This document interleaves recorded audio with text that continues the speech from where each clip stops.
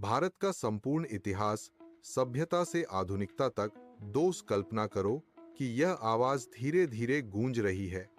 यह कहानी है उस भूमि की जहां सभ्यता ने पहली सांस ली।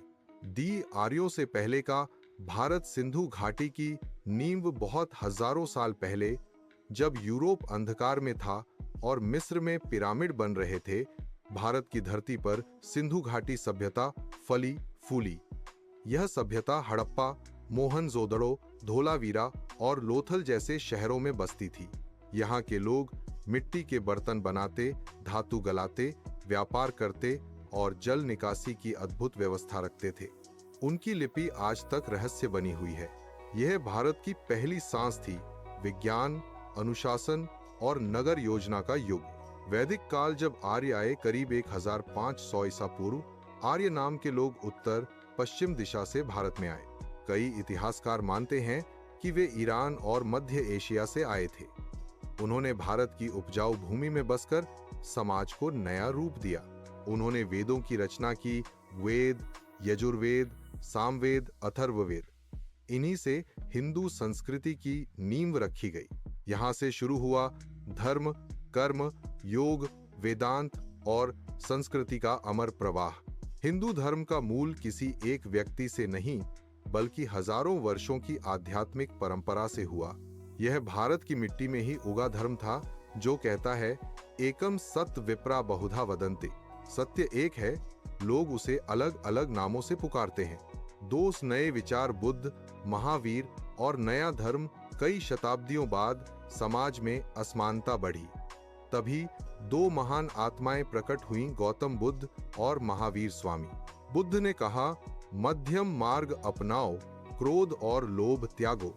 उन्होंने बौद्ध धर्म की स्थापना की, जो करुणा और शांति का संदेश देता है। महावीर स्वामी ने जैन धर्म की स्थापना की, जो अहिंसा का सर्वोच्च आदर्श रखता है। इन दोनों ने भारत को आध्यात्मिकता का विश्वगुरु बना दिया। मौर्य से गुप्त काल तक भारत का स्वर्ण युग। फिर आया समय जब भारत राजनीतिक रूप से भी संगठित हुआ। चंद्रगुप्त मौर्य और चाणक्य, कौटिल्य ने मिलकर मौर्य साम्राज्य खड़ा किया। फिर आए अशोक महान, जिन्होंने युद्ध की जगह धर्म और दया को अपनाया। उनके शिलालेख आज भी बोलते हैं, सभी प्राणी मेरे पुत्र हैं। इसके बाद आया गुप्त युग, जिसे भारत का स्वर्ण युग कहा जाता है। इस समय भारत में विज्ञान, गणित, कला, संगीत और साहित्य चरम पर था। आर्यभट्ट ने शून्य की खोज की। कालिदास ने कविता को अमर कर दिया।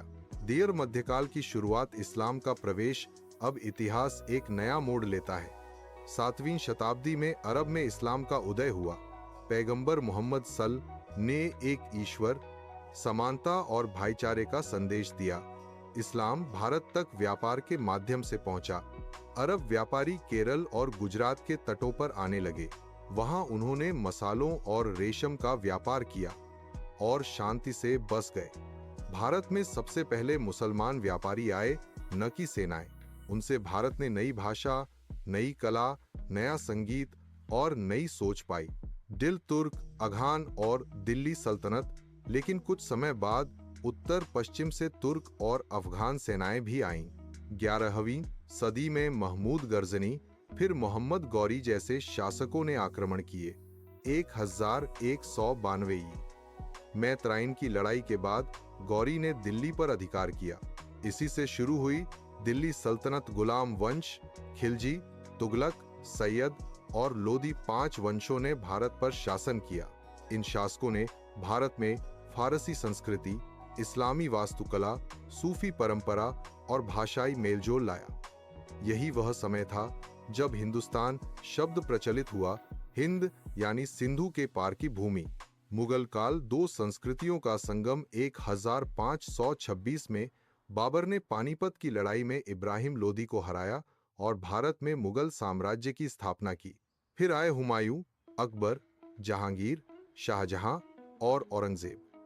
अकबर ने सुलह ए कुल की नीति अपनाई, यानी सब धर्मों से समान व्यवहार। उन्होंने हिंदू मुस्लिम एकता को मजबूत किया, राजपूतों से वैवाहिक संबंध बनाए और सभी को प्रशासन में शामिल किया। शाहजहां ने ताजमहल बनवाया, प्रेम और कला का अद्भुत प्रतीक। मुगल काल में भारत की संस्कृति एक सुंदर मिश्रण बन गई। हिंदू भक्ति और मुस्लिम सूफी परंपरा ने मिलकर संगीत, कविता और वास्तुकला को अमर कर दिया। अंग्रेजों का आगमन, गुलामी का युग, 16वीं शताब्दी के अंत में यूरोपीय व्यापारी भारत पहुंचे। पहले पुर्तगाली, फिर फ्रांसीसी, डच और अंत में अंग्रेजों ने ईस्ट इंडिया कंपनी के जरिए व्यापार के बहाने सत्ता हथिया ली। प्लासी की लड़ाई 1757 में उन्होंने बंगाल पर कब्जा कर लिया और धीरे धीरे पूरा भारत उनके अधीन चला गया।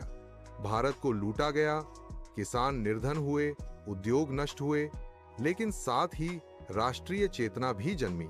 1857 का संग्राम, आजादी की पहली ज्वाला। 1857 में भारतीय सैनिकों ने विद्रोह किया।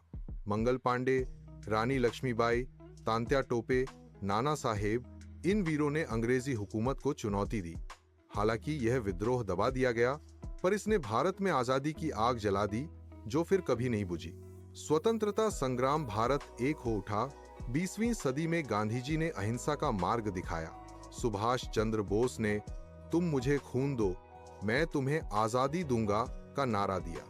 भगत सिंह, चंद्रशेखर आजाद, राजगुरु, बटुकेश्वर दत्त सबने प्राण न्योछावर किए। हर धर्म, हर भाषा, हर जाति के लोग आजादी के लिए एक हुए। हिंदू, मुसलमान, सिख, ईसाई सबने मिलकर एक आवाज में कहा, भारत माता की जय। 15 अगस्त 1947 की रात भारत आजाद हुआ, पर इसके साथ हुआ विभाजन, पाकिस्तान बना और लाखों लोगों ने दर्द भरी यात्राएं देखीं। स्वतंत्र भारत, नया संविधान, नई दिशा। 26 जनवरी 1950 को भारत का संविधान लागू हुआ। डॉ.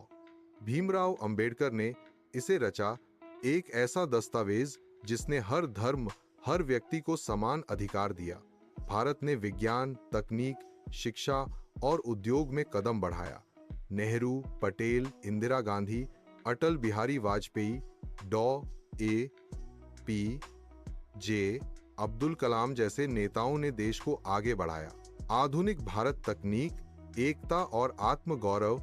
भारत ने चंद्रमा और मंगल तक अपने झंडे पहुंचाए। विश्व की सबसे बड़ी लोकतंत्र बना। यहाँ हिंदू, मुस्लिम, सिख, ईसाई सब साथ रहते हैं।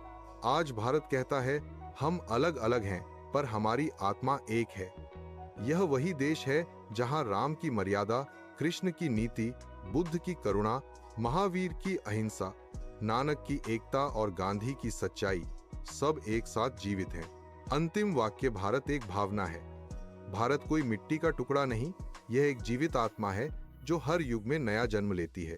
सिंधु से लेकर गंगा तक, कश्मीर से कन्याकुमारी तक, यह भूमि आज भी गाती है, सारे जहां से अच्छा हिंदुस्तान हमारा।